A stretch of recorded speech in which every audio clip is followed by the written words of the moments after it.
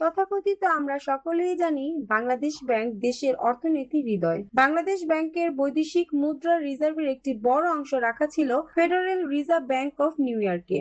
আন্তর্জাতিক লেনদেনের জন্য তখন ব্যবহৃত হতো সুইফট নেটওয়ার্ক। হ্যাকাররা দীর্ঘ সময় ধরে পরিকল্পনা করে বাংলাদেশ ব্যাংকের অভ্যন্তরীণ নেটওয়ার্কে ম্যালওয়্যার ঢুকায়। তো ধারণা করা হয় ফিশিং ইমেল বা দুর্বল সাইবার সিকিউরিটির মাধ্যমে তারা এই অ্যাক্সেস পায়। হ্যাকাররা নিঃশব্দে বাংলাদেশ ব্যাংকের সিস্টেমে ঢুকে পড়ে এবং বাংলাদেশ সাইবার সিকিউরিটি সে সময় কিচ্ছু টের পায় না। তারা ধীরে ধীরে সিস্টেম পর্যবেক্ষণ করে বুঝে নেয় কোন জায়গায় কোন দুর্বলতা আছে।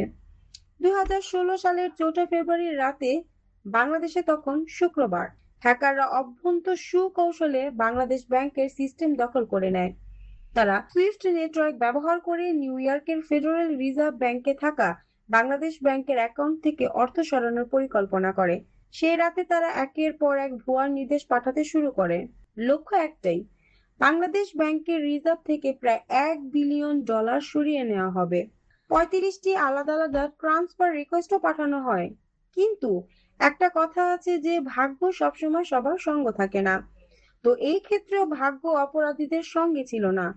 35টির মধ্যে 5টি লেনদেন সফল হয়, যদিও এই 5টি লেনদেনই বিপুল পরিমাণ অর্থ এখান থেকে সরিয়ে নেওয়া হয়। 5টি ভুয়া আদেশক্রমের মাধ্যমে 101 মিলিয়ন তথা 10 কোটি 10 লক্ষ মার্কিন ডলার চুরি করতে সফল হয় হ্যাকাররা।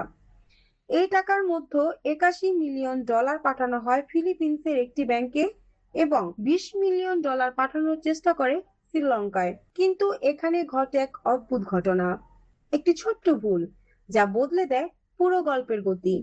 ফাউন্ডেশন শব্দটি ভুল করে লেখা হয় ফাউন্ডেশন।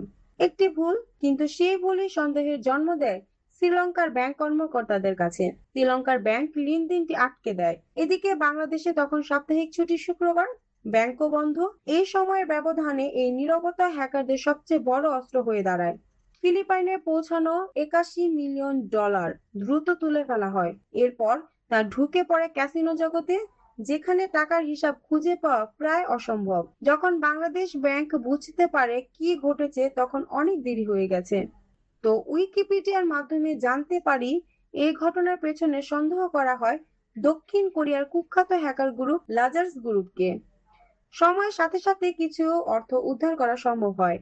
শ্রীলঙ্কায় পাঠানো পুরো $20 মিলিয়ন ফিরে আসে। ফিলিপাইনের 81 মিলিয়নের মধ্যে প্রায় 15 মিলিয়ন উদ্ধার করা হয়, কিন্তু এখানে প্রায় $66 মিলিয়ন রহস্যের অন্ধকারে হারিয়ে আছে। এই ঘটনার পর বাংলাদেশে শুরু হয় তীব্র সমালোচনা। বাংলাদেশ ব্যাংকের গভর্নর আতিউর রহমানও পদত্যাগ করেন। বিশ্ব বুঝতে পারে ডিজিটাল যুগের সবচেয়ে শক্তিশালী ব্যাংকও এখন নিরাপদ নয়। একটি ভুল বানান থামিয়ে দিয়েছিল আরো একটি বড় বিপর্যয়, আর একটি রাত বদলে দিয়েছিল পুরো ব্যাংকিং ইতিহাস।